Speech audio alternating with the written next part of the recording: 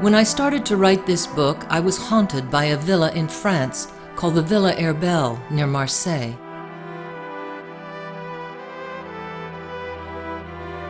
I could see it in my mind.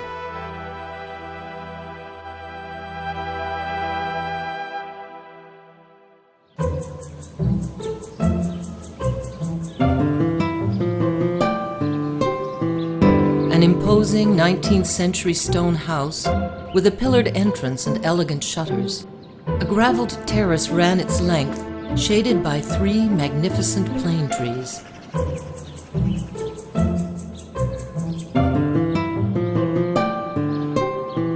I had seen a photograph of a man and a woman sitting in the branches of a tree on the terrace. The man's name was Varian Fry, and the woman was Consuela de Saint-Exupéry, the El Salvadorian wife of the dashing pilot and author of The Little Prince. What were they doing up in that tree? I went to France in search of the villa. All that was left were the 3 trees.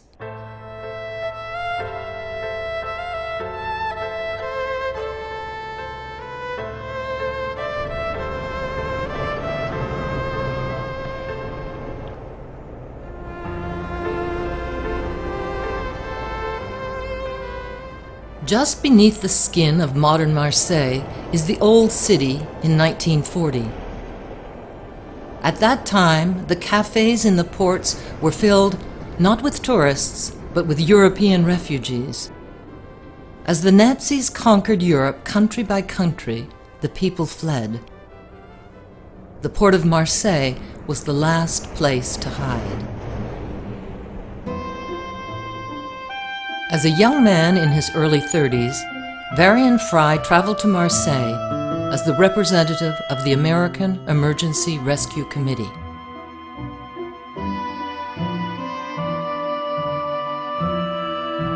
When Varian Fry walked out of the Gare Saint-Charles in Marseille on August 15, 1940, and descended its magnificent stone stairs, he carried a suitcase filled with summer clothes, a list of about 200 names in his pocket, and $3,000 taped to his leg. That first night, he was out of his depth. How was he, an inexperienced American, going to save refugees? How was he even going to find them? But Fry didn't have to seek out the refugees. There was a grapevine, and the refugees found him. Fry worked fast. Within 2 weeks of his arrival, he set up office at 60 Rue Grignan. He called it CAS, the American Center for Helping Refugees. Soon, not only refugees came to him, but unexpectedly, young people volunteered to work for him. He knew, and they knew, the risks they were taking. It was dangerous work in Vichy France. To be caught helping save the lives of people on the Nazis' wanted list could mean prison, or at least expulsion from the country.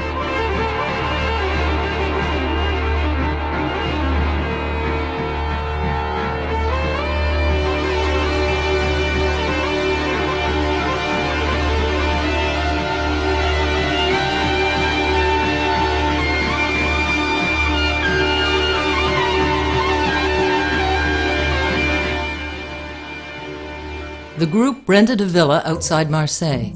It was called the Villa Herbel. Once at the villa, Fry lived with a number of Europe's most famous artists: André Breton, the Pope of Surrealism; Victor Serge, the Solzhenitsyn of the 1930s; Max Ernst, the German painter and sculptor. The villa became a gathering place for artists and friends, and many visited, including Marc Chagall, René Char, and Victor Brauner. In the face of fascism, the artists at the villa refused to give up their art. Every Sunday they had parties, making collages and collective drawings. They held auctions to raise money for the most needy. hanging their paintings from the trees.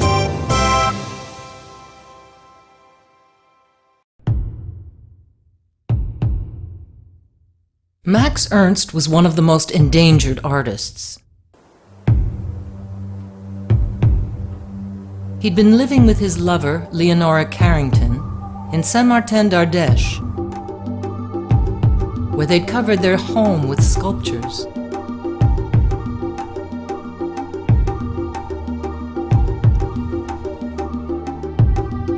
It was there that the French police came and arrested Max.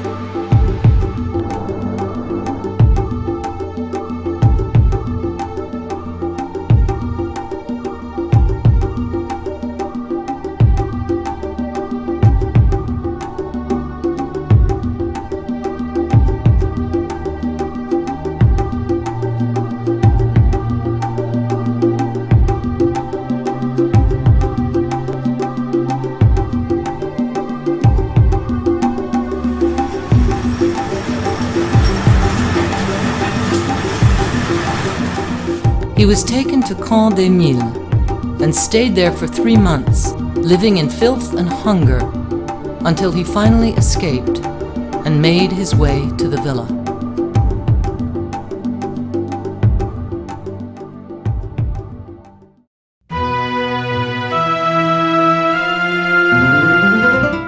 By September of 1940, the Germans had shut down all shipping in the Mediterranean.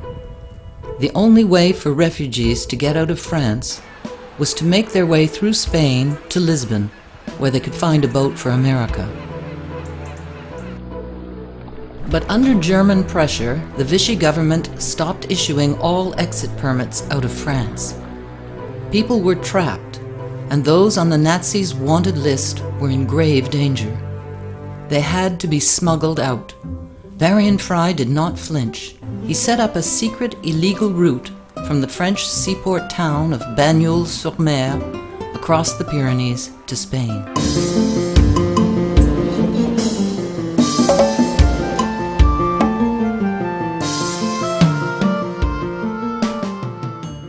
To guide refugees across the mountain pass, he hired a young couple called Hans and Lisa Fitko. They themselves were German refugees. They knew how it could happen that one day you could be safe, and the next day you could become a refugee fleeing for your life. For 6 months, Lisa and Hans Fitko guided refugees by foot over the Pyrenees, sometimes making as many as 3 trips a week.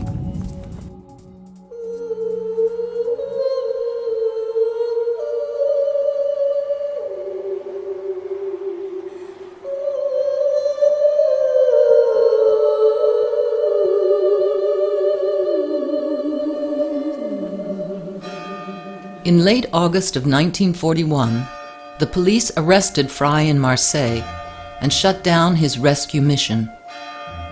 He was escorted to the town of Perpignan. He waited for 5 days at the Hôtel de la Loge while the Vichy police processed his expulsion papers.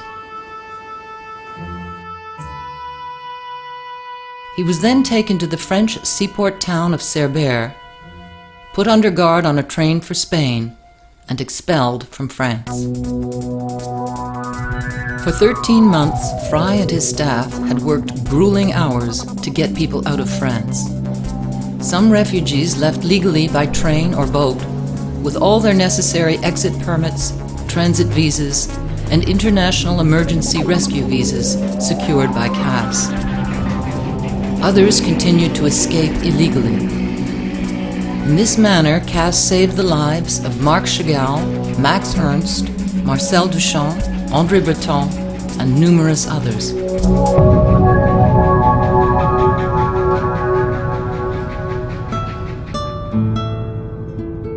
Fry had come to France for 3 weeks, carrying the names of 200 people on the Nazis' most wanted list. When he was expelled from France, he had saved 2,000 people. Among them, some of the greatest artists and intellectuals of Europe.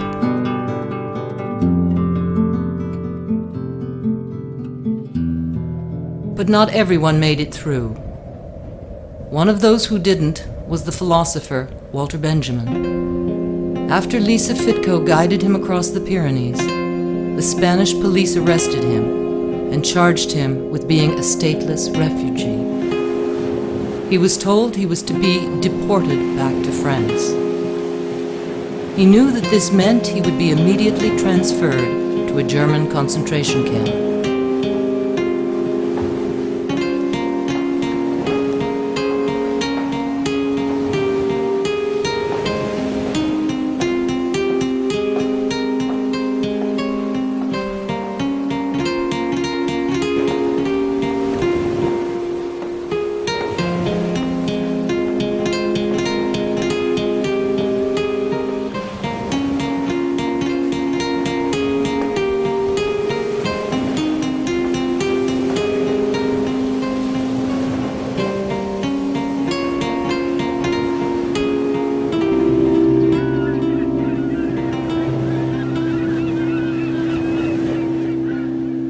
That night, in a hotel in Port-Boo, he committed suicide.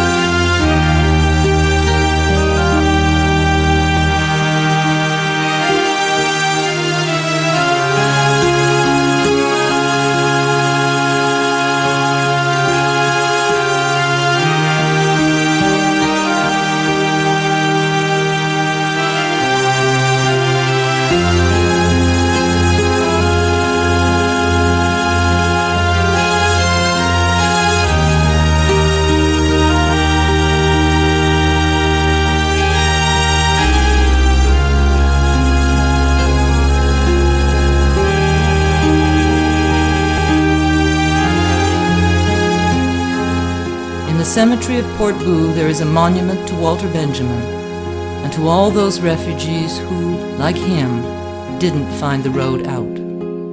On his grave is written, "There is no document of civilization that is not, at the same time, a document of barbarism."